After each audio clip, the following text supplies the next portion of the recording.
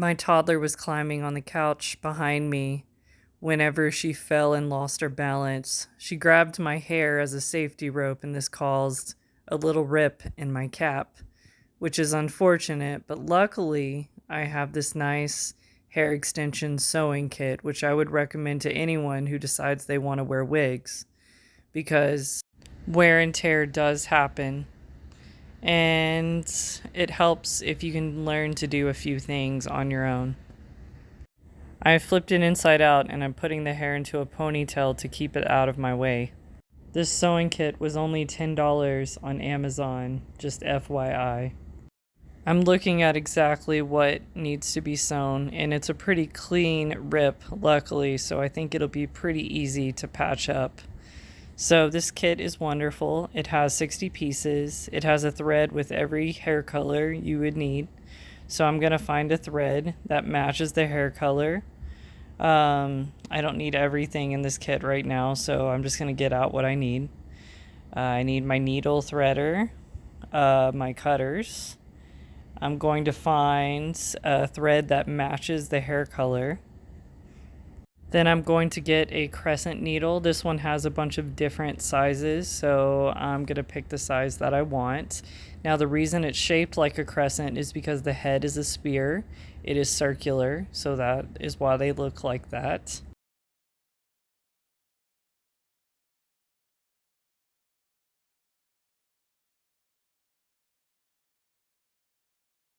Sorry, I'm having a little trouble opening the bag for some reason. So I'll just find the size that I want. And then I'm going to put everything else to the side.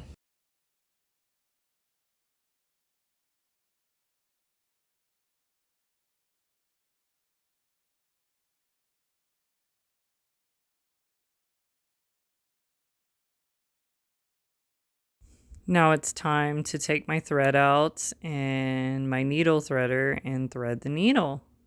Now I don't know what I would do without the needle threader because I don't think I would ever get it through the hole without this tool here. So you stick the needle threader through the little hole, and then you're going to put the thread through and pull it through. I don't know if you've ever sewed before, but it's just like any kind of sewing. But like I said, I've only been sewing a year, so I'm still learning. So if there's something I should be doing, please let me know in the comments. After I thread my needle, I'm going to make about 5 little knots, and I think in crocheting they call this a magic ring. Once I get my magic ring going, I'm going to take my cutters and cut off whatever thread I think I will need for this project. And then I'll make another knot at the end. And I usually make about 5 knots at the end, or the biggest knot I can with it.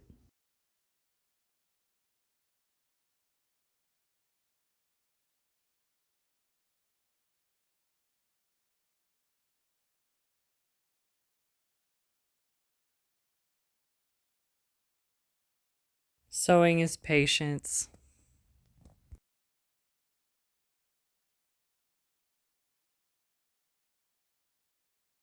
And fine motor skills.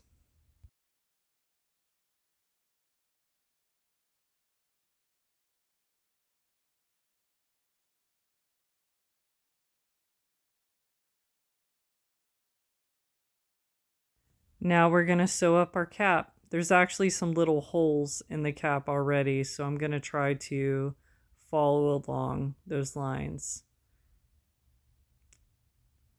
And here we go. I will make them as close together as I possibly can.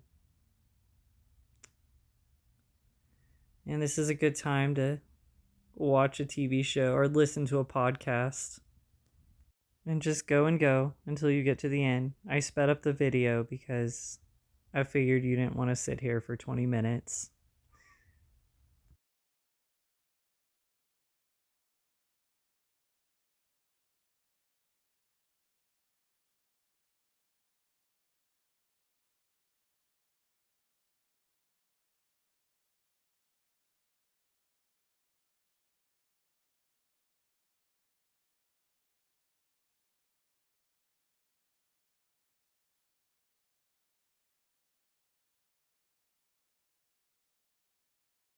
Every once in a while, I'll take it and kind of pull it to make sure it's not too tight or too loose.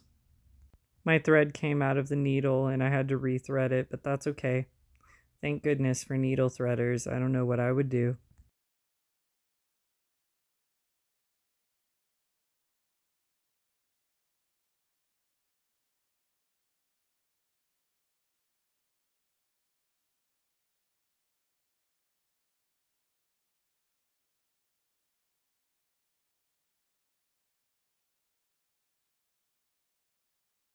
I'm getting close to the end and I'll try to make my threads, or excuse me, my incisions really close near the end, and then I'm going to tie it up.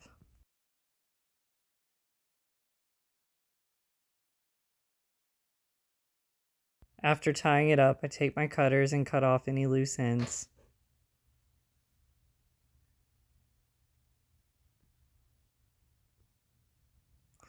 Oh, fine motor skills.